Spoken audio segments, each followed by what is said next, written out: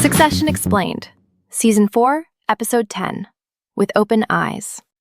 Kendall, Roman, and Shiv Roy face the final board vote on Lucas Matsson's acquisition of Waystar Royco, the company their father Logan built and recently died leading.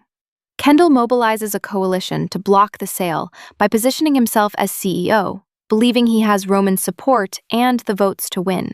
But Shiv learns Matsson has been interviewing other CEO candidates, sidelining her despite their partnership. When Tom is secretly selected as Matsson's U.S. CEO figurehead, information leaks and the siblings convene for a confrontation that will decide the company's fate and fracture their family permanently.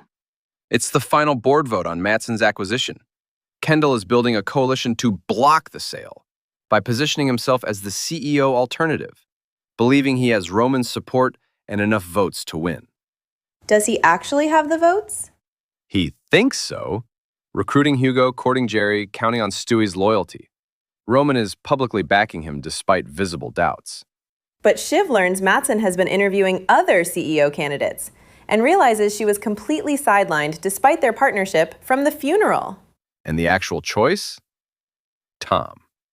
Selected as the U.S. CEO pain sponge to satisfy regulatory concerns and be Matsson's controllable frontman. Wait, Tom learns this when? During a dinner with Matsson, told to keep it secret. But Greg accidentally reveals it to Shiv, and the information spreads before the board meeting. The siblings gather at Caroline's compound before the vote, and Kendall and Roman essentially anoint Kendall as the CEO candidate, preparing to block the sale by presenting him as alternative leadership. How does Shiv respond initially? She goes along with it, joining the plan, participating in strategy. But you can see the hesitation building underneath.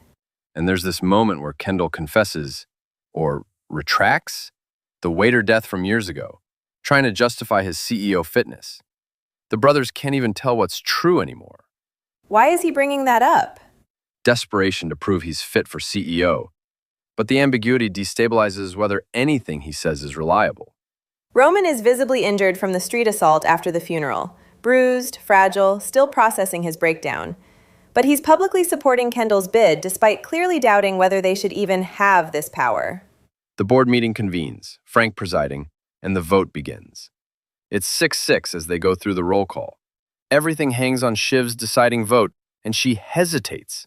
What does the pause reveal?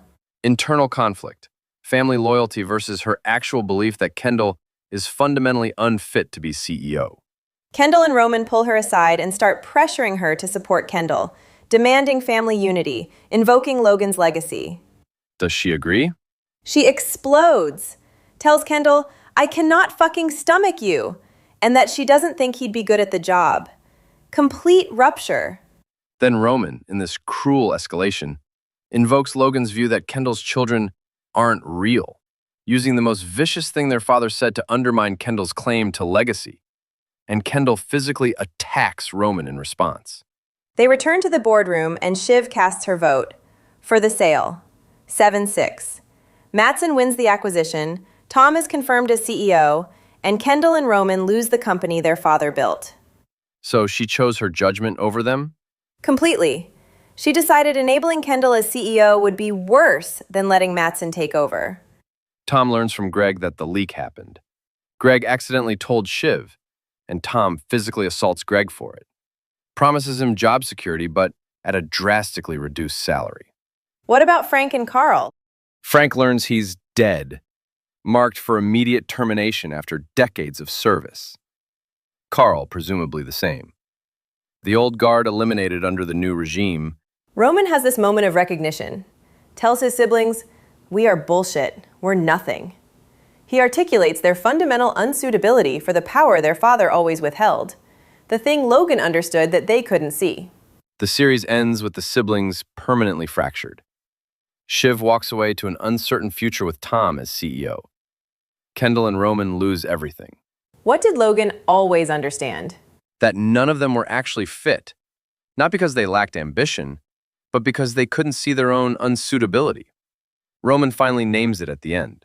Shiv's vote is the central moral question. Did she betray her family or prevent catastrophe? She believes Kendall would be terrible at the job, but she also enables Tom as a puppet CEO under Matsson which isn't exactly principled leadership. Is she any more fit than Kendall? That's the question the ending leaves open. She made a judgment call, but her own positioning throughout was equally self-interested and, arguably, equally unsuitable. The auction, where Connor hosts this sticker sale of Logan's possessions, runs parallel to the board fight. It's comic and tragic simultaneously. They're literally liquidating their father's estate while fighting over his company legacy. And the objects mean nothing and everything at once. So the legacy just disperses? Into stickers, into corporate control by a tech billionaire, into family fracture. Logan built something, and it scatters in every direction because his children couldn't hold it together. Tom controls nothing as Matsson's figurehead. Shiv destroyed her brothers to stop Kendall, not to fix anything. The Roys scattered their father's empire because none of them could hold it.